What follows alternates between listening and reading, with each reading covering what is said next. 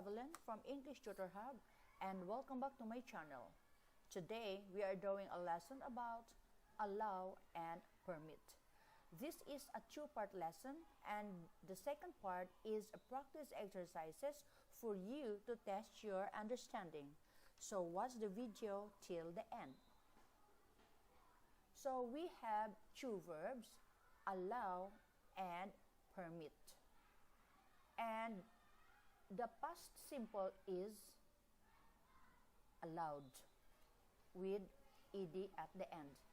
And the past participle is also allowed. Permit. The past simple is permitted. Don't forget it's double T, and the past participle is the same, permitted. Double T and ends with ed. So what is the meaning? Well, the general meaning of these two verbs is, meaning number one, to give permission to do something. Alright? So to give the authorization to do something. So in other words, yes, you can do that. Alright? And the second meaning is to make it possible to somebody to do something. So to make it possible for something to happen, to facilitate an action. So it's two distinct meanings. Two distinct meanings. So they both of the same meaning in fact. However, permit is more formal than allow. Again, permit is more formal than allow. Allow is more common and permit is more formal. And permit and allow, they use the same structures. And so let's look at them in detail. So we have allow, permit, followed by the ing form of the verb. So this is the most basic structure, guys. For example, Dave allows using his laptop, or Dave permits using his laptop. Alright? So in other words, Dave gave permission in using his laptop. Dave authorizes using his laptop. In other words, it is okay to use his laptop. And in the negative, Dave does not allow using his laptop. Dave does not permit using his laptop. So both of these are okay. Another example, the doctor does not allow talking the patient. The doctor does not permit talking the patient. Alright? So we have permit or allow followed by the ing form of the verb. Alright? Now, we can have a more slightly complicated. So we have allow or permit, followed by the object and then the infinitive. For example, Dave permits Roger to use his laptop.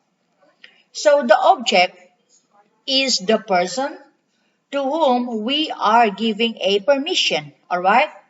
So we are being more specific. We are specifying the person that is receiving the permission. And this is the action. And this time it is in the infinitive. It's not in the ing form. Second example, Dave does not allow Roger to use his laptop. So here we have the negative or Dave does not permit Roger to use his laptop. So we have the verb. We have the verb, the object, and the infinitive. Another example. The chief officer permits us to give you a piece of advice. So this is an example of the second meaning. And the meaning here is permission or authorization. But here, this means that the chief officer will make it possible for us to give you a piece of advice. Remember, guys, that at the beginning of this lesson, I said there are two meanings of allow and permit. Well, this is the second meaning. This is the second meaning. It means that it makes something possible. So, the chief officer will allow or permit us to give you a piece of advice. Yes? So, another example. The salary will allow or permit Josh to buy a motorcycle. So, this is not the meaning of permission or authorization. It is the meaning of making something possible. Alright? Now, the passive voice. Allow and permit. We very often use it in the passive voice. Alright? It's very common. Passive voice is more common than the active voice for these two verbs. We have two common structures in the passive voice. This is the first one. Gerund, followed by the verb be, and then followed by the past participle of allow and the past participle of permit. So the gerund, this is the ing form of the verb. So this is the ing form of the verb acting as a noun. So here is an example. Eating is allowed or permitted inside the classroom. And in the negative, eating is not allowed inside the classroom, or eating is not permitted inside the classroom. We have the gerund, we have the verb be, and notice this is in the third person singular because this is an action. So it's one action. So it's the third person singular of the verb be. And then we have the past participle of allowed or past participle of permit, which is permitted. So we have allowed or permitted. So this never changes. This is always the same and is always the third person singular. Is. Alright? Another example. Smoking is not allowed in the internet cafe. Alright? Or smoking is not permitted in the internet cafe. So as I said, the passive is very common for this is very common for these two verbs. Now, we can put this in a question. We can put this in a question form simply by reversing the subject or the gerund and the verb be. So we simply reverse these two. Alright? For example, is eating allowed inside the classroom?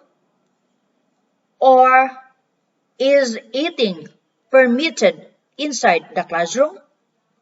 So this is something we could ask if we're inside the classroom. We could ask the teacher, is eating allowed inside the classroom? Or is eating permitted inside the classroom? Yes? Another example. Is smoking allowed in the internet cafe? Or is smoking permitted in the internet cafe? So we just simply change the order here. We just simply change the order here, alright? The gerund goes here and the verb be goes here. Okay? Yes. And is always with this structure. Third person singular is. Alright? And if you want to change the tense, if you want to put it in the past, well, we can conjugate the verb be. Yes, we can conjugate the verb be.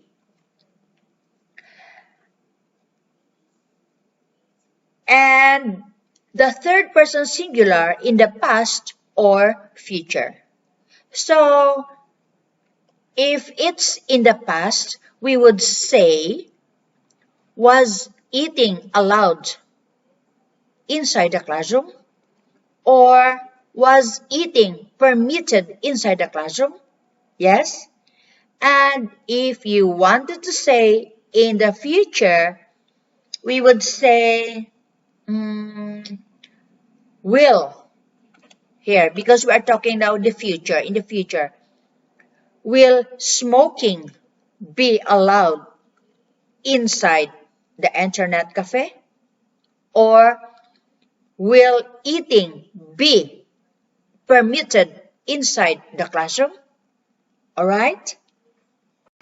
And the second structure in the passive is we have a person, the verb be, followed by the past participle of allow or permit, and then an infinitive.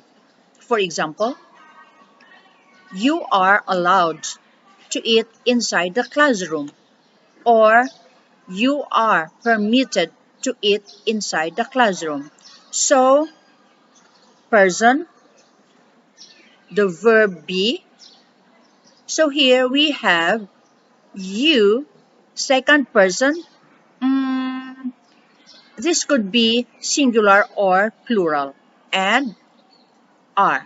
So this is the second person singular or plural. You are allowed or permitted to eat inside the classroom. Alright? So we always have the past. We always have the past participle of this. And then we have the infinitive. Another example. People are not allowed or permitted to smoke in the internet cafe. So here we have the negative. This is the negative, you are not allowed or you are not permitted. Yes? And the question form. The questions form, so are we allowed or permitted to eat inside the classroom? Alright?